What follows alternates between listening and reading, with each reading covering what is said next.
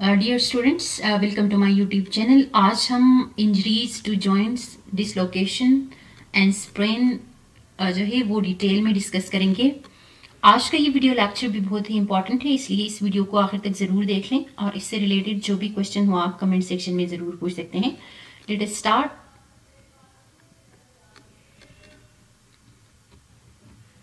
What are injuries to joints?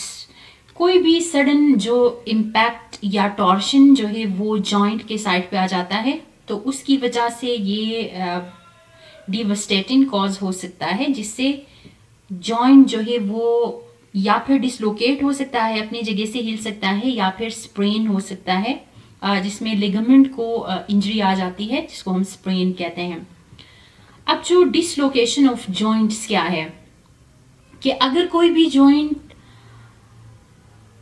अपनी जगह से स्लिप कर जाता है, उसको हम कहते हैं dislocation of joint. Obviously outside से कोई सडन इम्पैक्ट या फिर कोई इतना फोर्स उसके ऊपर एग्जर्ट हो जाता है किसी एक्सीडेंटल केस में या किसी भी केस में, तो उस दौरान ये जॉइंट अपनी जगह से स्लिप कर जाता है, जिसको हम कहते हैं डिसलोकेशन ऑफ जॉइंट।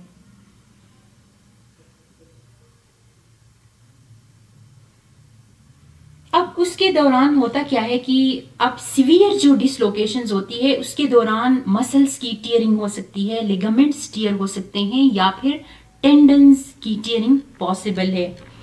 और इसी के साथ जो मेजर सिम्टम्स होंगे जब कोई भी जॉइंट डिसलोकेट कर जाएगा, तो उसकी वजह से फिर स्वेलिंग हो सकती है उस जॉइंट में, इंटेंस पेन हो सकता है, और फिर इमोबिलिटी हो सकती है।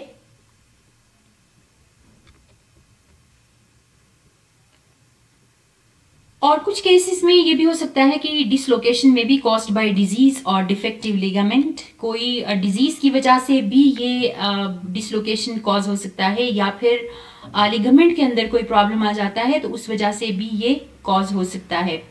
और रेमेटॉइड अर्थराइटिस जो है वो भी जॉइंट की डिसलोकेशन को ही कहते हैं, जिसमें जब भी जॉइंट की डिसलोकेशन हो जाती है, तो उस दौरान जो है ये अपना नॉर्मल पोजीशन से हिल जाता है या फिर स्लिप कर जाता है। तो इस दौरान जो है हर बंदे की यही कोशिश होनी चाहिए कि वो कोई ट्रेंड या मेडिकल प्रोफेशनल से जो है उसकी जो जॉइंट को वापस अपनी जगह पे लेके आते हैं, तो उसका जो काम है वो किसी प्रोफेशनल को ही दे दें, मेडिकल प्रोफेशनल बंदे के पास ही जाएं। क्योंकि कुछ केसेस में ये होता है कि जो सर्जरीज भी इवन मेडिकल प्रोफेशनल्स जो है वो प्रिस्क्राइब करते हैं, कुछ ऐसे केसेस भी हो जाते हैं। या फिर टाइटन जो स्ट्रेच लिगामेंट हो जाता है, तो कभी भी डिसलोकेशन ऑफ जॉइंट में जो है खुद ही उसको नॉर्मल पोजीशन पे लेके जाने की कोशिश कभी भी नहीं करनी चाहिए। And then we have sprain. What is sprain? Sprain जो है वो एक इंजरी है जिसमें लिगामेंट जो है वो इंजर्ड होता है, जिसको हम स्प्रेन कहते हैं। कॉमनली जो ये लिगामेंट की इंजरी है वो हमारे एंकल में, नी में, और हमारा जो रिस्ट का जो लिगामेंट है वहां पे इंजरीज आ जाती है। इसके जो मेन रीजन है वो अगर ज्यादा जो है उसमें स्ट्रेच आ जाता है, तो तभी ये फिर नॉर्मल अपनी पोजीशन से फिर हिल सकता है, या फिर उसमें कोई इंजरी आ सकती है।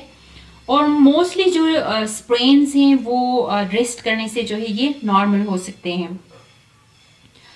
उसके साथ साथ एक और ट्रीटमेंट दी जाती है स्प्रेन के दौरान, के आइसिंग करवाई जाती है उस जगह पे जो स्वोलन पार्ट है वहाँ पे आइस रखा जाता है, जिससे उसकी स्वेलिंग कम हो जाती है।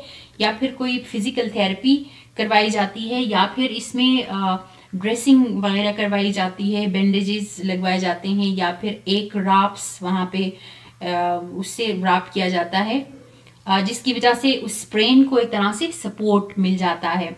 जब उस जगह को सपोर्ट मिलेगा तो एज रिजल्ट क्या होगा कि वो मूव नहीं करेगा कुछ टाइम तक। जब मूवमेंट जो है वो स्टॉप हो जाएगी उसकी, तो वो नॉर्मली वो फिर लिगामेंट जहाँ पे इंजरी आई है या वहाँ पे जो है वो अपनी पोजीशन से जो है वो हिल गया है, वो दोबारा नॉर्मल पोजीशन की तरफ चला जाता है। And then finally first aid treatment for disorders of skeleton. तो कहीं पे भी स्केलेटन में कोई भी डिसऑर्डर आ जाता है तो इनिशियली जो सपोर्ट दिया जाता है जिसको हम फर्स्ट एड कहते हैं, तो उस इवन फर्स्ट एड जब इनिशियली जो दिया जाता है उससे भी इवन ये डिसऑर्डर्स ऑफ स्केलेटन वो नॉर्मल हो सकते हैं। लेकिन अब सिवियरिटी पे डिपेंड करता है कि बोन फ्रैक्चर की सिवियरिटी जो है वो कितना है, और ये डिपेंड करता है कि किस पोजीशन पे ये या किस पार्ट पे ये फ्रैक्चर आया है, उसके ऊपर भी डिपेंड करता है। We can help by immobilising the fractured bone और डिसलोकेटेड जॉइंट। किसी भी इंडिविजुअल को जहाँ पे भी फ्रैक्चर आया है या फिर जॉइंट डिसलोकेट हुआ है उसको इमोबिलाइज रखना चाहिए इनिशियली, उससे भी ये फिर नॉर्मल की तरफ जा सकता है। And do not attempt to manipulate, pull और realign the injured joint. Previously भी हमने बात की कि कभी भी ये कोशिश नहीं करना कि उसको दोबारा अपनी जगह पे लेके आएं या उसको पुल करें या उसको रीअलाइन करें, इस तरह की कोशिश नहीं करनी चाहिए। Just we have to apply ice packs या फिर कोल्ड पैक्स जो इफेक्टेड एरिया है उस पर लगानी चाहिए ताकि उससे स्वेलिंग ना हो, और फिर मैक्सिमम जितना हो सकता है उतना ही उस इंडिविजुअल को कंफर्ट देना चाहिए। और उसी के साथ साथ ये डिसलोकेशन मोस्टली कौन से हमारे पार्ट्स में होता है, हिप में, एंकल में या फिर लेग जॉइंट वगैरह में होता है। तो इसमें एम्बुलेंस की नीड होती है कि उस पार्ट को या उस ऑर्गन को स्ट्रेट रखा जाए और उसके ऊपर या उसकी जो है वो मूवमेंट अवॉइड की जाती है। और उसके साथ साथ even it provide support to affected area such as using sling और स्प्लिंट।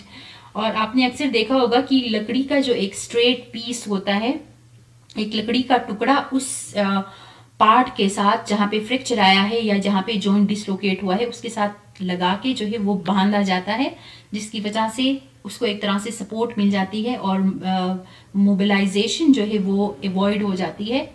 तो इसी तरह से जो है आप कर सकते हैं, फर्स्ट एड ट्रीटमेंट आप दे सकते हैं, जिसके बाद वो इंडिविजुअल जो है वो नॉर्मल जो है उसका जो जॉइंट डिसलोकेट हुआ है वो अपना नॉर्मल पोजीशन की तरफ जो है वो जा सकता है।